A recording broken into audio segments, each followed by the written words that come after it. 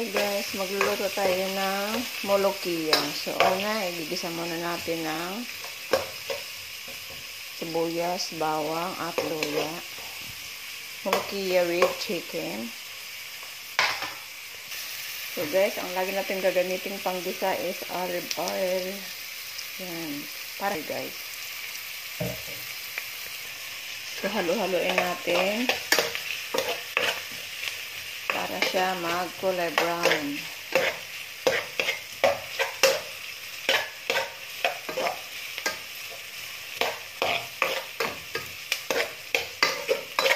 So, pag nag-kulay brown na siya guys, ilalagay na natin yung chicken.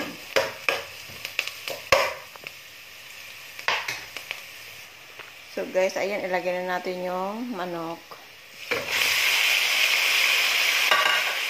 Yung manok niya guys is buto lang yan. Kaya murang-mura lang siya. Mga 4 dirhams. Ayan.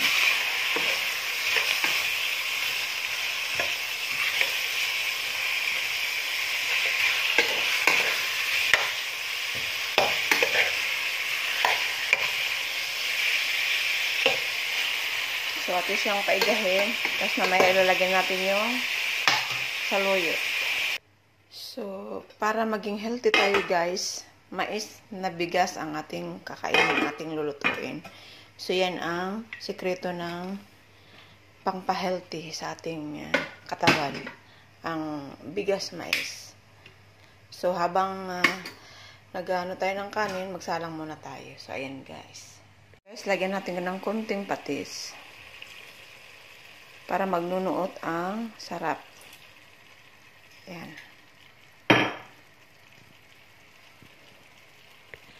So, ayun guys.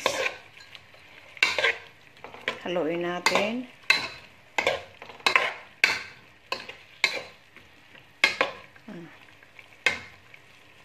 So, hayaan muna natin na mag-mix ang alat ng patis. Saka natin lalagyan ng tubig. So, ayun guys, ngayon naman, atin namang hihiwain ng kaunting, yung saluyot para ihalo natin sa manok. Ayan.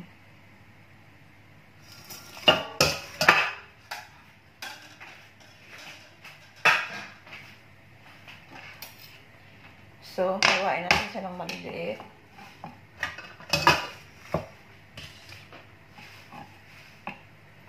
Ganito yung natutunan ko sa Saudi.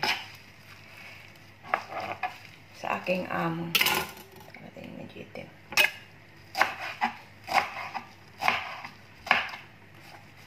Ganito yung natutunan ko guys.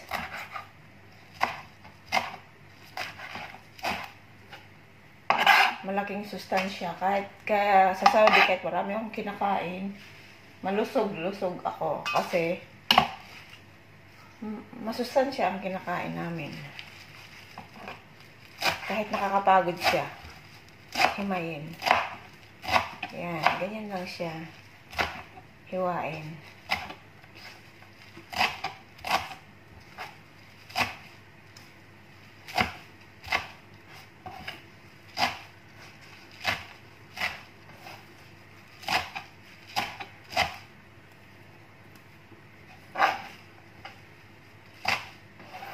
Kaya may mga, may sakit-sakit sa problema sa kanilang kidney, huwag na tayong kumain ng matataba.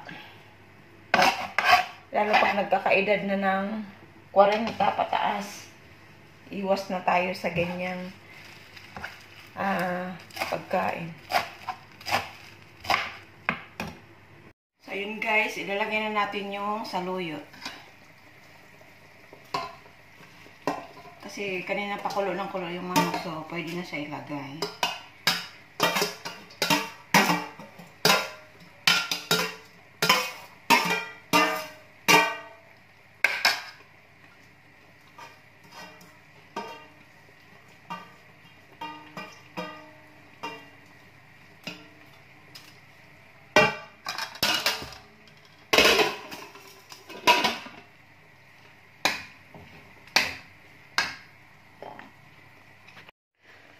So, ayun guys, nahalo na natin yung saluyot sa manok, guys. So, hintayin lang natin kumulong-kumulo. Ayan na siya, guys. Masustansya siya. Natakam talaga ako nito. Paborito ko talaga ito. Nasa Saudi ako. Nako. Shout out sa iyo, Nora Antonio. Alam mo to, Nor. Ayan, kaming dalawa dito minsan nagluluto. Tinutulungan niya ako magluto. Ayan. So, hayaan natin siyang kumulong-kumulo para maluto talaga ang saluyot, guys. Ayan. Kahit sabihin nilang madulas-dulas yan, masustansya yan. Ayan. Sarap. Ayan.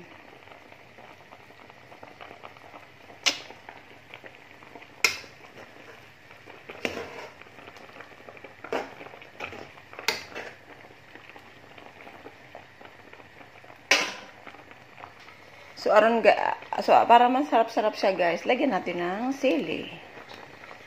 Ayan. Lagyan natin ng sili. Ayan, sarap. So, ayun, guys, taalisin natin yung bumubula-bula niya. Para yun yung malagkit eh. Ayan.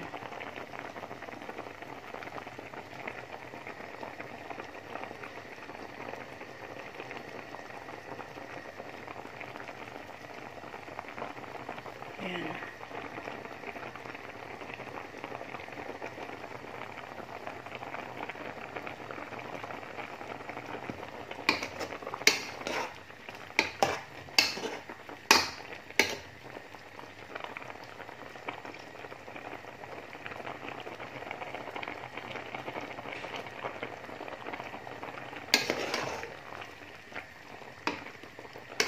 Sarap.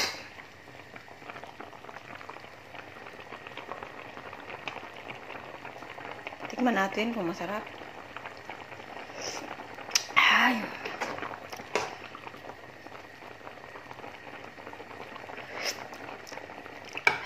Wow, sarap.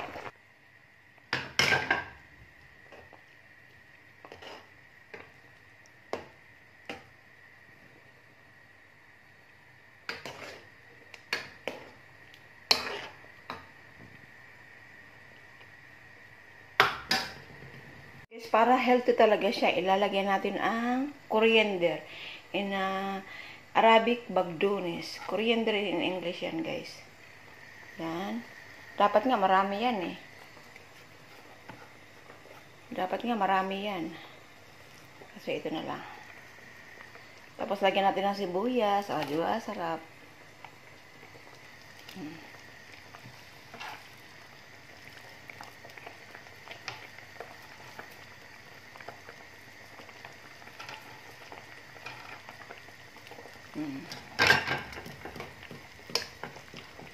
Ay, gustong-gusto ng amo ko yung niluluto ko noon kasi ganito talaga siya. Pero mas marami dito yun. Kaunti lang yung sa akin, 2 sanga lang yun. Minsan, 10. 10 tali, isang ganyan, no?